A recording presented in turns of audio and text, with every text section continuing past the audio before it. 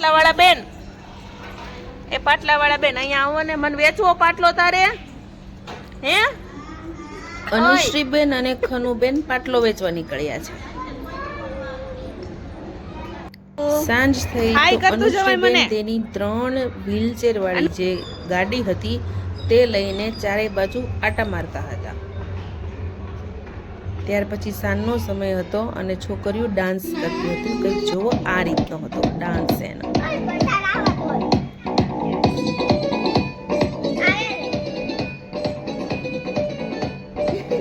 કોણ જોવે?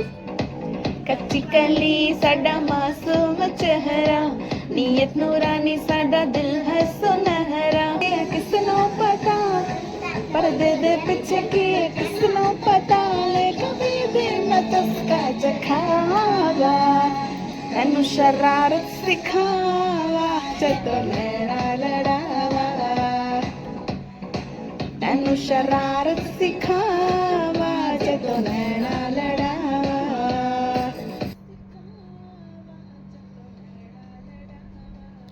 તો આ રીતનો કંઈક સાંજનો એન્ડ હતો. ડાન્સ જોઈને પછી હું સૂઈ ગઈ હતી અને સવારમાં તો એક આઈનિંગવાળા બેન આવી ગયા હતા. તો એના હેર છે બહુ જ ફીઝી હતા, પણ એનું જે લાસ્ટ રિઝલ્ટ હતું તે મારાથી શૂટ નહોતું થયું. ત્યાર પછી મેં ઇન્સ્ટન્ટ જે ઢોકળા આવે છે તે બનાવ્યા હતા અને તે ઢોકળાને મેં થોડુંક સિંગ તેલ લીધું હતું. ઢોકળા સિંગ તેલ સાથે ખાઈએ તો જ મજા આવે છે. ત્યાર પછી તેની અંદર મેં થોડુંક લાલ મરચું જે કશ્મીરી હતું તે એડ કર્યું હતું, થોડુંક મીઠું પણ એડ કર્યું હતું અને એને ઢોકળા વડે જ મિક્સ કરી અને મેં એન્જોય કર્યા હતા ઢોકળાને. મને તો ખાટિયા ઢોકળા બહુ પસંદ છે, તો તમને પણ પસંદ છે.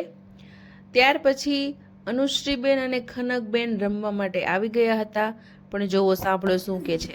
આવું છે? તું તું કેવું? તું અનુ છો ને?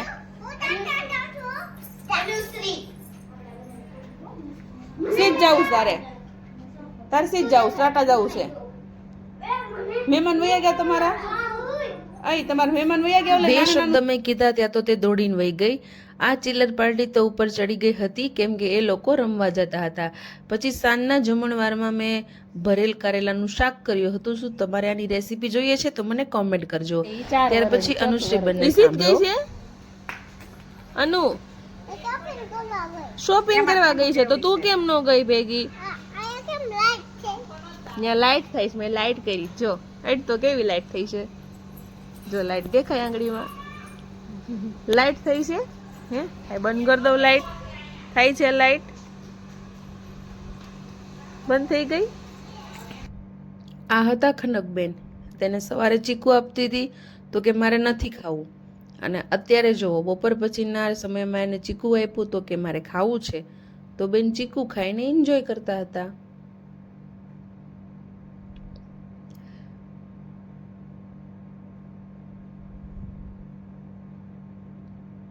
ફ્રેન્ડ્સ, મળીએ બીજા વ્લોગમાં. પણ જો મારી ચેનલને તમે સબસ્ક્રાઈબ ન કરી હોય તો સબસ્ક્રાઈબ કરો, લાઇક અને શેર કરવાનું ભૂલતા નહીં. Thank you for watch my video. By.